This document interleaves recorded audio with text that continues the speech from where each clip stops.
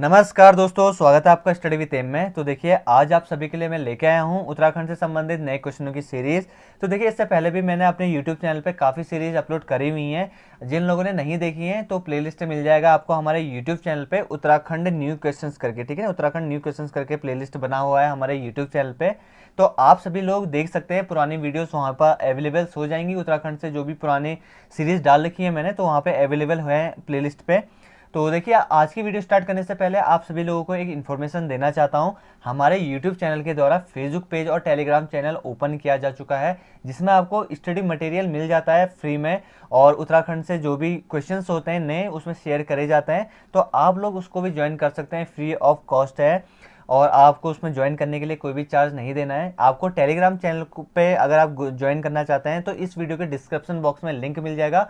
आप उस लिंक में क्लिक करके उस टेलीग्राम चैनल पे आप ज्वाइन कर सकते हैं। बाकी फेसबुक पेज पे ज्वाइन होने के लिए आप अपने फेसबुक के सर्चिंग बार पे स्टडी विथ एम पेज करके अगर आप टाइप करेंगे, सर्च करेंगे, तो जैसा आप यहाँ पे देख रहे हैं हमारे यूट्यूब चैनल का आइकन दिख रहा है आपको, इसी आइकन पे आपको फेसबुक पेज भी मिल जाएगा। तो आप इसे भी ज्वाइन कर सकते हैं, फ्री ऑफ कॉस्ट है, इसके लिए भी आपको कोई चार्ज नहीं देना है। ठीक है, तो देखिए, इससे पहले मैंने जो आप पार्ट 19 अपलोड किया था पिछली वीडियो पे, उस पर बोला था आप सभी लोग अपना स्कोर कमेंट जरूर करिएगा। बहुत सारे लोगों ने कमेंट किया। जिन लोगों ने कमेंट पे अपने स्कोर कमेंट किया है, तो आप अपनी स्क्रीन पे फ्लैश आउट हो रहा है उन सभी का स्कोर, तो आप देख सकते हैं। सभी ने काफ़ी अच्छा प्रयास किया। इन सभी लोगों को स्टडी विद एम की ओर से wish you all the best. आप सभी लोग ऐसी मेहनत करते रहिए। एक बार इन सभी के लिए क्लैप हो जाए तो in study with M is again wish you all the best कहता है इन सभी लोगों को। ठीक है, तो बाकी आज की वीडियो स्टार्ट करते हैं। और आज की वीडियो पे भी आपके लिए मैं 20 क्वेश्चन लेके आया हूँ, और इस 20 क्वेश्चन पे आज भी यही बोल रहा हूँ, अपना स्कोर कमेंट जरूर करिएगा। आगे जो भी वीडियो आएगी उस पर भी आप सभी लोगों का जो भी कमेंट है स्क्रीन पर फ्लैश आउट जरूर करूँगा। तो आज की वीडियो पे भी आपको स्कोर को आपको कमेंट करना है। ठीक है, बाकी इसमें अगर आपको कोई भी प्रॉब्लम या कोई भी कन्फ्यूजन होता है तो आप मेरे को कमेंट कर सकते हैं।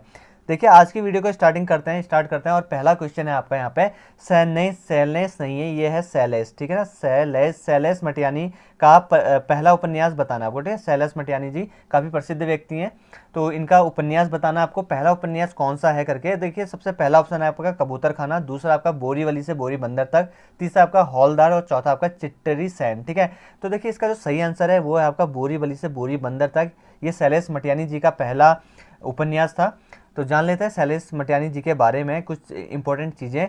तो देखिए, जो सैलेस मटियानी जी है, उनका जन्म जो हुआ था वो हुआ था आपका 14 अक्टूबर 1931 को इनका जन्म हुआ था। ठीक है, तो इनका जन्म डेट आपको याद रखनी है।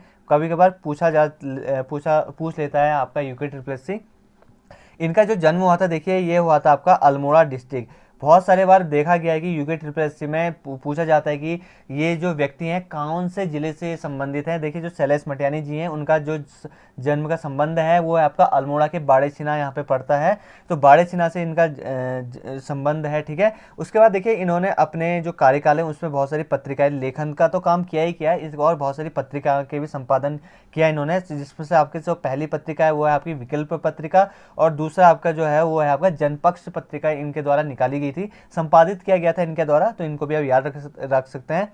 बाकी इनका जो देहांत हो गया था वो 2001 में इनका देहांत हो गया था। तो इस चीज़ को भी आप याद रखिएगा। इनका जो डेट प्लेस याद रख सकते हैं, डेट ऑफ बर्थ याद रख सकते हैं, क्योंकि पूछा जाता है यूके ट्रिपल सी के द्वारा। ठीक है, तो बाकी आप लोग ये मत सोचिएगा कि ये, और मैं अपनी इस वीडियो पे ऑप्शन भी बोल रहा हूँ, इस ये जो वीडियो है इसको आप अपने क्विज की तरह देखिए। अगर आपके सामने 4 ऑप्शन आएंगे तो आपको टोटली इन 4 ऑप्शन देने का पूरा मेरा मतलब यही है कि आपको टोटली यहाँ पे एग्जाम जैसी फीलिंग आ सके। अगर आपके सामने ये 4 ऑप्शन आ जाएं तो उन आप 4 ऑप्शन में से कंफ्यूजन नहीं करना है, और आपको सही आंसर टिक करना है। एमसीक्यू पे जो आपका आंसर होगा उसको आपको राइट टिक मार्क करके आना है। तो यही मेरा इस वीडियो का उद्देश्य है, ये 4 ऑप्शन देने का यही उद्देश्य है। ठीक है, दूसरा क्वेश्चन देख लेते हैं। तो दूसरा क्वेश्चन आपका देखिए, मलेरिया वैक्सीन की खोज करने वाले प्रसिद्ध वैज्ञानिक रोनाल्ड रॉस का जन्म उत्तराखंड के किस जनपद से हुआ था। देखिए, मैं बोल रहा था ना, इसी टाइप के क्वेश्चन आते हैं। तो देखिए, ये जो मलेरिया वैक्सीन है उसकी खोज के लिए जैसे कि आप सभी लोगों को पता ही है आजकल कोविड-19 चल रहा है, तो हो सकता है कि आने वाले टाइम पे पूछा जा सके, इससे पहले जो जो महामारियां हुई हैं उनसे संबंधित यहाँ पे क्वेश्चंस आ सकते हैं, ट्रेंड में रहेगा, तो इसलिए इस क्वेश्चन को लेकर आया हूँ मैं। तो आपको बताना है कि मलेरिया वैक्सीन की खोज के लिए प्रसिद्ध वैज्ञानिक जो थे आपके रोनाल्ड रॉस, इन्होंने ही करी थी। तो ये कहाँ से थे? तो सबसे पहला ऑप्शन आपका नैनीताल, रुद्रप्रयाग, देहरादून या अल्मोड़ा। तो इसका जो सही आंसर है वो है आपका अल्मोड़ा। देखिए इनका जो संबंध था वो भी अल्मोड़ा से था। बात कर लेते हैं आपका रोनाल्ड रॉस के बारे में। देखिए जो रोनाल्ड रॉस थे, इनका जो जन्म हुआ था आपका अल्मोड़ा डिस्ट्रिक्ट में।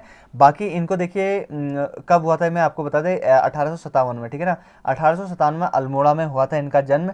बाकी इनको देखिए नोबेल पुरस्कार भी दिया गया था 1902 में, वैक्सीन के ही लिए दिया गया था, चिकित्सा के क्षेत्र में दिया गया था इनको 1902 में नोबेल पुरस्कार। इन्होंने क्या किया था कि देखिए मलेरिया के जो परजीवी और प्लाज्मोडियम के जीवन चक्र का उनका अन्वेषण किया था, और इनकी जो मलेरिया के लिए जो वैक्सीन है उसके लिए खोजा गया था, तो इनको 1902 में नोबेल पुरस्कार इन्हीं के लिए दिया गया। बाकी देखिए इनकी जो डेथ है वो हो गई थी आपकी 16 सितंबर 1932, ठीक है। तो 1902 से लेके 1857 से लेके 1932 तक का इनका जीवन काल रहा, यानी कि इनकी जो जन्म हुआ था वो 1857 में हुआ था। डेट जरूर, सॉरी, इसका जो सन है उसको जरूर याद रखिएगा। अल्मोड़ा में हुआ था 1857 में, और इनकी जो मृत्यु हुई थी वो 1932 में हुई थी, ठीक है। तो इन चीज़ों को आप याद रखिएगा। अगला जो क्वेश्चन है आपका, अगला क्वेश्चन बढ़ लेते हैं। देखिए कवि मौलाराम के वंशज किस वंश से संबंधित थे, ठीक है। तो सबसे पहला है आपका नंद वंश, दूसरा तोमर वंश, तीसरा नाग वंश, चौथा सूर्य वंश, ठीक है।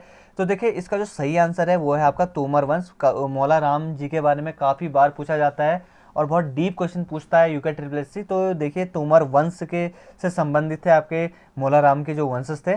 तो देखिए जो आपके मौलाराम के जो वंशज थे ना, तो वो ये आपके 1658, ठीक है ना, ये जो सन है इनको याद रखें, 1658 में दिल्ली से श्रीनगर यानी कि पौड़ी में जो है वहाँ पे आ गए थे। दिल्ली से इनके जो वंशज थे वो दिल्ली से 1658 में पौड़ी आए, ठीक है। उसके बाद ही यहाँ पे यहीं पे इनके वंशज जब यहाँ पे बच चुके थे, उसके बाद यहाँ पे 1743 में आपका मौलाराम जी हैं, उनका जन्म हुआ। ये प्रसिद्ध कवि और कलाकार दोनों ही थे। पूछा ये भी जा सकता है मौलाराम का जो संबंध था वो कहाँ से था, यानी कि इनके जो कार्य क्षेत्र उनके बारे में पूछा जा सकता है, कवि थे या कलाकार थे या ये दो के दो थे। तो आपको याद रखना है जो आपका मौलाराम जी थे वो आपके कवि और कलाकार दोनों थे, ठीक है। और यहीं पे इनका जन्म हुआ था पौड़ी पे। बात कर लेते हैं इनके गुरु के बारे में। देखिए इनके गुरु का नाम गुरु राम सिंह था, जो इनके चित्रकारी गुरु थे, और इन्होंने काफ़ी उपन्यास लिखे और काफ़ी रचनाएं करी। तो देखिए इनमें से है आपका सबसे पहले इन्होंने जो गढ़ राजवंश है उनकी उसकी रचना करी थी, और ये जो गढ़ राजवंश थी ये ब्रिज भाषा में करी थी इनकी रचना। इसके अलावा बहुत सारी रचनाएं करी हुई हैं, आप नोट डाउन कर सकते हैं, जैसे कि आपका श्रीनगर दुर्दशा थी, मनमंथ सागर था। हाँ, इन्होंने एक और चीज़ लिखी थी, देखिए अभिज्ञान जो शाकुंतला में उसका इन्होंने हिंदी अनुवाद किया था। तो इस चीज़ को भी याद रख सकते हैं कि पूछा जा सकता है कि अभिज्ञान जो शाकुंतलम है उसका हिंदी में अनुवाद किसके द्वारा किया गया था, तो ये किया गया था आपका मौलाराम जी के द्वारा। और इन्होंने एक ऋतु वर्णन की भी रचना करी थी। और बाकी देखिए चित्रकारी की ये तो थी आपके इनके लेखन क्षेत्र में। इनके जो चित्रकारी थे, इनके जो इनके जो चित्र थे वो काफ़ी प्रसिद्ध थे, और इनके जो चित्रों को प्रसिद्धि दिलाने का जो काम किया था, जो मूल काम किया गया था वो किया गया था आपका बैरिस्टर मुकुंदी लाल जी के द्वारा। इनके जो चित्र है उनको प्रसिद्धि दिलाने का काम किया गया था। तो इस चीज़ को आप याद रखिएगा। अगला क्वेश्चन देख लेते हैं। देखिए अगला क्वेश्चन आपका विशंभर दत्त चंदोला का संबंध है, बताना है कहाँ से, किस कार्य क्षेत्र से इनका संबंध रहा है विशंभर दत्त चंदोला का। सबसे पहला आपका पत्रकारिता, दूसरा इतिहास, तीसरा है विज्ञान क्षेत्र, चौथा आपका इनमें से कोई नहीं। तो देखिए इनका जो संबंध रहा है वो पत्रकारिता से रहा है, तो इस चीज़ को आप याद रख सकते हैं। अगला क्वेश्चन है आपका, देखिए यहाँ पे गंगूर अमोला का संबंध है आपका, सबसे पहला ऑप्शन आपका गढ़वाल से, कुमाऊं से, जौनसार से, इनमें से कोई नहीं। तो देखिए जो आपका गंगूर रमोल है तो इनका जो संबंध है वो है आपका गढ़वाल क्षेत्र से है, तो इसको भी आप याद रखिएगा। नेक्स्ट क्वेश्चन आप सभी लोगों के सामने, देखिए रथी देवता का मंदिर स्थित है, कौन से जनपद में स्थित है आपको बताना है। रथी देवता का काफ़ी प्रसिद्ध मंदिर है, और इस बार लॉकडाउन के चलते यहाँ पे एक बहुत इवेंट भी हुआ था, इसको भी मैं आपको सभी को बताऊंगा। तो देखिए जो रथी देवता का मंदिर है ये आपको बताना है, सबसे पहला टिहरी है, दूसरा देहरादून है, उत्तरकाशी या नैनीताल। तो देखिए इसका जो सही आंसर है वो है आपका टिहरी। देखिए रथी देवता का जो मंदिर है वो है आपका टिहरी जनपद में स्थित है। इनको जो पूरा इस मंदिर का नाम है वो है आपका धन सिंह रथी देवता, ठीक है। यहाँ पे इन देवता का नाम है धन सिंह रथी देवता का मंदिर है यहाँ पे। बाकी देखिए यहाँ पे बहुत विशाल मेला होता है 19 अप्रैल को। और इस बार देखिए लॉकडाउन के चलते हुए यहाँ पे मेला नहीं होगा हुआ। और जो आरती होती है, इसकी आरती बहुत इम्पोर्टेंट है। यहाँ के जो जितने भी भक्त जन हैं यहाँ पे आरती में शामिल होने ज़रूर आते हैं 19 अप्रैल को। लेकिन इस बार लॉकडाउन के चलते हुए यहाँ पे लोग नहीं आ पाए, तो इनके द्वारा देखिए जो इनकी मंदिर समिति है उनके द्वारा यहाँ पे आयोजन किया गया। और इनके जो ऑफिशियली पेज था वहाँ पे लाइव वीडियो शेयर करेगी, जिसपे टोटल जो है 63,000 लोगों ने उस टाइम पे लाइव देखा था यहाँ की आरती को। तो आप सोच सकते हैं कि कितना प्रसिद्ध मंदिर है। और जो धन सिंह, जो आपका धन सिंह रथी देवता का जो मंदिर है वो है आपका टिहरी में स्थित है। टिहरी के यहाँ पे थौलधार यहाँ पे ब्लॉक पड़ता है, वहाँ के आपका किलिया खाल एक जगह पड़ती है, वहाँ पे इनका मंदिर स्थित है और काफ़ी प्रसिद्ध मंदिर है। आ सकता है इस बार, क्योंकि लॉकडाउन के चलते हुए इवेंट हुआ है, तो इस बार आने वाले जो भी यूके ट्रिपल का एग्ज़ाम होंगे तो उसमें पूछा जा सकता है। तो देखिए अगला क्वेश्चन है आपका यहाँ पे, श्रीदेव सुमन की पुण्यतिथि निम्न में से किस दिन मनाई जाती है? तो पहला ऑप्शन है आपका इसमें 25 मई, दूसरा आपका 25 जुलाई, तीसरा आपका 25 अगस्त और चौथा है आपका इनमें से कोई नहीं। ठीक है, तो देखिए इनकी जो पुण्यतिथि मनाई जाती है वो 25 जुलाई को मनाई जाती है। इनके बारे में जान लेते हैं, श्रीदेव सुमन जी के बारे में। तो देखिए जो श्रीदेव सुमन जी है, इनका जो जन्म की बात करूं तो जन्म हुआ था इनका 25 मई 1916। ठीक है, सन याद रखना बहुत जरूरी है, 25 मई। ठीक है ना, 25 मई 1916 को इनका जन्म हुआ था। और इन्होंने 84 दिन की भूख हड़ताल करी थी। ठीक है ना, और इनका जो जन्म हुआ था वो टिहरी के जौल गांव पड़ता है, जौल कहीं पे जौला लिखा हुआ है, तो वहाँ पे इनका जन्म हुआ था। अगर इनके पिताजी के बाद, जैसे कि आपको पता ही होगा, इस बार हाई कोर्ट का पेपर हुआ था, यूके ट्रिपल एस ने कंडक्ट यूके ट्रिपल एस के द्वारा किया गया था। उसमें श्रीदेव सुमन जी की पत्नी का नाम पूछ लिया गया था। तो इसमें आपको बता देता हूँ कि इनके सबसे पहले पिताजी का नाम आप नोट कर सकते हैं। इनके पिताजी का जो नाम था वो था आपका हरिराम बड़ौनी। माता जी का नाम बात करें तो माता जी का नाम इनका था तारा देवी। और इनकी जो वाइफ, इस बार के जो हाई कोर्ट के जो पेपर हुआ था उसमें पूछा गया था इनकी पत्नी का नाम, तो इनकी जो पत्नी का नाम था वो था आपका विनय लक्ष्मी सकलानी। ठीक है ना, तो इन चीज़ों को भी याद रखिएगा। इनके द्वारा देखिए 84 दिन की भूख हड़ताल करी गई थी और इनकी मृत्यु हो गई थी आपकी 25 जुलाई 1944 को इनकी मृत्यु हो गई थी। और पूछा ये भी जा सकता है कि पहली बार सुमन दिवस कब मनाया गया था। देखिए इनकी मृत्यु हुई थी 25 जुलाई 1944 को, और पहली बार जो श्री सुमन दिवस मनाया गया वो मनाया गया आपका 25 जुलाई 1946। ठीक है, 25 जुलाई 1946 को सबसे पहली बार श्रीदेव सुमन दिवस मनाया गया। इस चीज़ को आप याद रखिएगा। तो देखिए अगला क्वेश्चन है आपका यहाँ पे, वंदे मातरम गीत का कुमाऊनी भाषा में अनुवाद किसके द्वारा किया गया था? सबसे पहला ऑप्शन आपका गिरीश तिवारी, दूसरा आपका हरिराम त्रिपाठी, तीसरा आपका शिवदत्त सती, चौथा है आपका ब्रजेश लाल शाह। तो देखिए इसका जो सही आंसर है वो है आपका हरिराम त्रिपाठी। हरिराम त्रिपाठी के ही द्वारा वंदे मातरम जो गीत है उसका कुमाऊनी भाषा में अनुवाद किया गया। अगला क्वेश्चन है देखिए आपका यहाँ पे, साल बिनाई दमामा तथा मुरियो ये क्या चीज़ है? ये पहला ऑप्शन आपका देखिए राज्य के धार्मिक स्थल, राज्य की पहाड़ियाँ, राज्य के यानी कुमाऊनी वाद्य यंत्र या फिर आभूषण। तो देखिए ये हैं आपके साल बिनाई दमामा या मुरियो, ये हैं आपके कुमाऊं के वाद्य यंत्र, यानी कि ऑप्शन नंबर 3 इसका सही आंसर रहेगा। अगला क्वेश्चन की ओर बढ़ लेते। देखिए अगला क्वेश्चन आपका, उत्तराखंड के किस प्रसिद्ध पर्यटक स्थल पर मंडी खोली गई है? तो पहला ऑप्शन आपका यहाँ पे पीपलकोट पे, दूसरा ऑप्शन है ऊखी मठ पे, तीसरा आपका गोपेश्वर में, चौथा आपका जोशी मठ में। तो इसका जो सही आंसर है वो है आपका जोशी मठ। देखिए जोशी मठ में ही खोला गई है आपकी उत्तराखंड की प्रसिद्ध पर्यटक स्थल पर मंडी, यहीं पे खोली गई है आपका जोशी मठ पे। ठीक है, अगला क्वेश्चन है आपका देखिए यहाँ पे, लाल हवेली कहानी के लेखक का नाम बताना है। सबसे पहला ऑप्शन आपका गौरापंत, दूसरा का मृणाल पांडे, तीसरा का विद्यावती डोभाल और चौथा है आपका यहाँ पे दीक्षा बिष्ट। ठीक है, तो इसका जो सही आंसर है वो है आपका गौरापंत। तो देखिए यहाँ पे जो गौरापंत है उसको शिवानी नाम से भी पुकारा जाता है। इनके बारे में भी डिटेल देख लेते हैं और पूछा जाता है इनके बारे में भी। ठीक है, तो देखिए इनकी जन्म की बात करें तो देखिए इनका जो जन्म हुआ था वो 1923 में हुआ था। ठीक है, 1923 में हुआ था, गुजरात में हुआ था, गुजरात के राजकोट में इनका जो जन्म हुआ था। लेकिन इनका जो संबंध था, इनका परिवार जो था वो कुमाऊनी परिवार से संबंध था। ठीक है, इनके द्वारा देखिए अगर बात करी जाए, इनके द्वारा 30 उपन्यास और 13 कहानियाँ लिखी गई हैं और उन्हीं के साथ साथ 8 संस्मरण भी लिखे गए हैं। इनको बहुत सारे प्राइज़ भी मिले हैं, प्राइज़ के बारे में पूछा जाता है, बहुत सारे प्राइज़ मिले हुए हैं। तो आप नोट डाउन कर लीजिए। सबसे पहले इनको 1974 में मिला आपका भारतेंदु हरिश्चंद्र सम्मान मिला, ठीक है, 1974 में, इसको आप नोट कर लीजिएगा 1974 में। उसके बाद इनका जो पुरस्कार मिला था 1981 में मिला। 1981 में जो इनको पुरस्कार मिला वो काफ़ी इंपॉर्टेंट पुरस्कार है 1981 का। इनका जो 1981 का जो पुरस्कार मिला वो मिला आपका पद्मश्री। 1994 में इनको महादेवी सम्मान भी दिया गया था। 1995 में इनको सुब्रमण्यम सम्मान दिया गया और 1997 में इनको हिंदी सेवा के लिए निधि राष्ट्रीय पुरस्कार से सम्मानित इनको किया गया, ठीक है। उसके बाद देखिए बाद में इनका जो मृत्यु हो गई थी वो 2003 में इनकी मृत्यु हो गई, ठीक है, वो भी लखनऊ में हो गई थी इनकी मृत्यु। तो इन चीज़ों को आप याद रखिएगा। अगला क्वेश्चन है आपका, देखिए यहाँ पे राज्य गीत लिखने वाले हेमंत बिष्ट जी का संबंध बताना आपका किससे है। सबसे पहला है ये वकील, दूसरा उद्योग जगत से, तीसरा शिक्षक से और चौथा आपका इनमें से कोई नहीं, ठीक है। तो आपको मैं बताना चाहता हूँ जो राज्य गीत लिखा हमारे हेमंत बिष्ट जी के द्वारा, इनका जो संबंध है वो शिक्षक से है। अगर इनका किस जनपद से संबंध माना जाएगा तो वो होगा आपका नैनीताल, ठीक है। नैनीताल जो जनपद है इनसे इनका संबंध रहा है।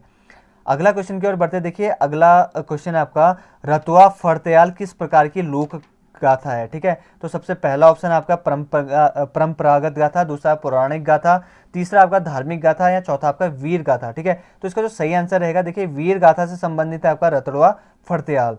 तो इस चीज को भी याद रखिएगा। अगला क्वेश्चन है आपका, देखिए यहाँ पे किस वृक्ष को वरदान वृक्ष कहा जाता है। सबसे पहला ऑप्शन है आपका बुरांस, दूसरा आपका बांस, तीसरा आपका मोरू, चौथा आपका खिरसू, ठीक है। तो देखिए आपका जो वृक्ष है बताना है जिससे आपका वरदान कहा जाता है, तो इसका नाम है आपका बांज। बांज को ये देखिए यहाँ पे वरदान वृक्ष के नाम से जाना जाता है। इसका एक और नाम है देखिए उत्तराखंड का हरा सोना भी कहा जाता है आपको बांज वृक्ष को।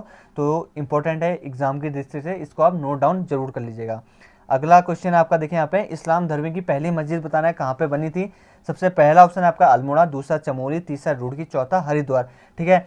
तो देखिए जो इस्लाम धर्म की जो पहली मस्जिद बनी थी वो बनी थी आपकी अल्मोड़ा में, ठीक है। तो आप लोग कमेंट करके जरूर बताइएगा कि अल्मोड़ा में बनी इस्लाम धर्म की पहली मस्जिद किस सन में बनी गई, ये आप जरूर बताइएगा। बाकी नहीं आएगा तो मैं आपको अगली वीडियो पे जरूर बताऊंगा कि इस्लाम धर्म की जो मस्जिद बनी वो किस सन पे बनी, ठीक है। तो इसका जो सही आंसर रहेगा वो आपका अल्मोड़ा रहेगा। अगला क्वेश्चन की ओर बढ़े तो देखिए अगला क्वेश्चन है आपका नाला पानी गढ़ किस जनपद में स्थित है। सबसे पहला ऑप्शन आपका देहरादून, दूसरा आपका रुद्रप्रयाग, तीसरा आपका चमोली, चौथा आपका उत्तरकाशी, ठीक है। तो देखिए इसका जो सही आंसर है वो आपका देहरादून में है। जो नाला पानी गढ़ है वो देहरादून जनपद में स्थित है, ठीक है। देहरादून जनपद के बारे में आपको एक बार फिर से बता देता हूँ। यहाँ पे देखिए हमारे जो राज्य है उत्तराखंड राज्य, यहाँ पे देहरादून उसकी अस्थायी राजधानी है। अगर आप मैप देखेंगे उत्तराखंड राज्य का तो ये उत्तराखंड राज्य का जो पश्चिमी जिला है, ठीक है ना, ये पूरी ये पश्चिमी जिला आपका यहाँ पे पश्चिमी जिले में ही आपका देहरादून स्थित है। पश्चिमी जिला कहा जाता है इसे हमारे राज्य का। अगर मैं इसकी स्थापना की बात करूं देखिए जो आपका देहरादून जनपद है उसकी स्थापना 1817 में करी गई थी, ठीक है। जब इसकी स्थापना करेगी तो इसको देखिए मेरठ मंडल में शामिल कर दिया गया था और उसके बाद इसको गढ़वाल मंडल पे शामिल किया गया। ये किया गया आपका 1975 में आपका जो देहरादून जनपद है उसको गढ़वाल मंडल पे शामिल कर दिया गया था, ठीक है। अगला क्वेश्चन आपका देखिए यहाँ पे किस गढ़ को गढ़वाल का बारदोली कहा जाता है। ये भी एक बार उत्तराखंड के यूके SSS के एग्जाम में पूछा जा चुका है, आगे भी आने की चांसेस हैं क्योंकि काफ़ी इंपॉर्टेंट क्वेश्चन है कि किस गढ़ को गढ़वाल का बारदोली। अभी तक आपने कुमाऊं का बारदोली सुना लेकिन ये गढ़वाल का बारदोली आपको बताना है। सबसे पहला ऑप्शन है आपका देखिए यहाँ पे गुजड्डूगढ़, दूसरा आपका सावलीगढ़, तीसरा आपका लोहगढ़ और चौथा आपका कोटागढ़। तो इसका जो सही आंसर रहेगा वो है आपका गुजड्डूगढ़, ठीक है ना। और कुमाऊं का बारदोली किस स्थान को कहा जाता है, ये आपका अल्मोड़ा जिले में पड़ता है, सल्ट नामक क्षेत्र पड़ता है, उसको कुमाऊं का बारदोली कहा जाता है इस क्षेत्र को, ठीक है ना। यहाँ पे भी घटना घटी थी और इस बारे में बाद में बताऊंगा आप सभी लोगों को। अगला क्वेश्चन आपका देखिए यहाँ पे भागीरथी और अलकनंदा संगम बताना है। यहाँ पे किस प्रयाग में आपका भागीरथी और अलकनंदा का संगम होता है। सबसे पहला ऑप्शन आपका देवप्रयाग, दूसरा आपका रुद्रप्रयाग, तीसरा आपका विष्णुप्रयाग, चौथा आपका कर्णप्रयाग, ठीक है। तो इसका जो सही आंसर है वो आपका देवप्रयाग, ठीक है। देवप्रयाग में ही आपका भागीरथी और अलकनंदा नदी का आपका यहाँ पे संगम होता है। अगला क्वेश्चन आपका देखिए यहाँ पे सर्वप्रथम किस राजा ने शाह की उपाधि धारण की थी, ठीक है। सबसे पहला ऑप्शन आपका नरेंद्र शाह, दूसरा प्रद्युम्न शाह, तीसरा आपका बलभद्र शाह और चौथा आपका महीपति शाह। तो जो देखिए इसका जो सही आंसर रहेगा वो रहेगा आपका बलभद्र शाह। बलभद्र की शाही के द्वारा यहाँ पे पवार वंश के राजा थे, इन्हीं के द्वारा सबसे पहले शाह की उपाधि धारण करी गई थी। बलभद्र शाह के बारे में जान लेते हैं। देखिए ये पवार वंश के 43वें राजा थे, ठीक है। इन्हीं के द्वारा किया गया था कि सबसे पहले शाह की उपाधि धारण करी। और इनके टाइम पे एक बहुत बड़ी चीज़ हुई थी कि इन्हीं के टाइम पे जो राजदूत भेजने की प्रथा का जो प्रचलन हुआ था, ये बलभद्र शाह के ही द्वारा इन्हीं के शासनकाल में हुआ था। इनके टाइम पे युद्ध भी हुआ, 1581 में हुआ था। आप सभी लोग जानते हैं, जो लोग नहीं जानते वो लोग जान लेंगे। 1581 में आपका ग्वालदम का युद्ध हुआ था, जो लड़ा गया था बलभद्र शाह और रुद्रचंद्र के द्वारा। देखिए कुमाऊं पे जो चंद शासक थे रुद्रचंद्र और पंवार वंश के राजा बलभद्र के साथ ये ग्वालदम का युद्ध लड़ा गया था, ठीक है ना। और उसके बाद देखिए ये जो पहले राजा थे, मैंने आपको बताया कि ये जो पंवार वंश के पहले राजा था जिन्होंने अपने नाम के आगे शाह लगाया। अगला क्वेश्चन है आपके, और ये जो शाह की उपाधि थी ये किसके द्वारा दी गई थी? बहलोल लोधी के द्वारा, ठीक है ना। तो इस चीज़ को भी याद रखिएगा। बलभद्र शाह पवार वंश के राजा थे जिन्होंने सबसे पहले शाह की उपाधि धारण की। किसके द्वारा ये इनको शाह की उपाधि दी गई थी? ये दी थी आपकी बहलोल लोधी जी के द्वारा इनको शाह की उपाधि दी गई थी, ठीक है। अगला क्वेश्चन और इस वीडियो का मेरा लास्ट क्वेश्चन है आपका, देखिए किस जनपद में हेड़ा खान आश्रम स्थित है?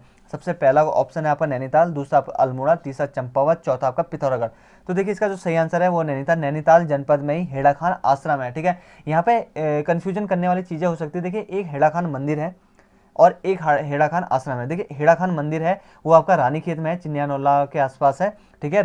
और हेड़ा खान जो आश्रम है वो है आपका नैनीताल डिस्ट्रिक्ट। आश्रम और मंदिर दो अलग अलग चीज़ें हैं, तो इस चीज़ को भी आप याद रखिएगा। बाकी मैंने इस सीरीज़ में अपनी इस वीडियो पे आप सभी लोगों के जो भी डाउट्स होते हैं किसी भी क्वेश्चंस को लेके, तो उनको सॉल्व करने की पूरी कोशिश करी गई है। और अपना कमेंट पे स्कोर ज़रूर टाइप करिएगा, मैंने बोल रखा है। और अगली इस वीडियो पे आप सभी के जो कमेंट है उसको स्क्रीन पे फ्लैश आउट ज़रूर करूँगा। और बाकी अपने जो कमेंट है, अपना रिव्यू उसको ज़रूर दीजिएगा आप मेरे को। तो ठीक है दोस्तों, यह तो थी मेरी छोटी सी प्रयास आप सभी लोगों के लिए। 20 क्वेश्चंस लेके आया था मैं आप सभी लोगों को के लिए। आप सभी लोग कमेंट जरूर करेगा। बाकी आप सभी लोगों को मेरी यह वीडियो पसंद आएगी हो तो मेरी चैनल को सब्सक्राइब जरूर कर लीजिएगा, वीडियो को लाइक एंड शेयर जरूर करिएगा। और आगामी जितने भी पेपर्स होने वाले हैं आप सभी लोगों के स्टडी विद एम की ओर से wish you all the best. धन्यवाद।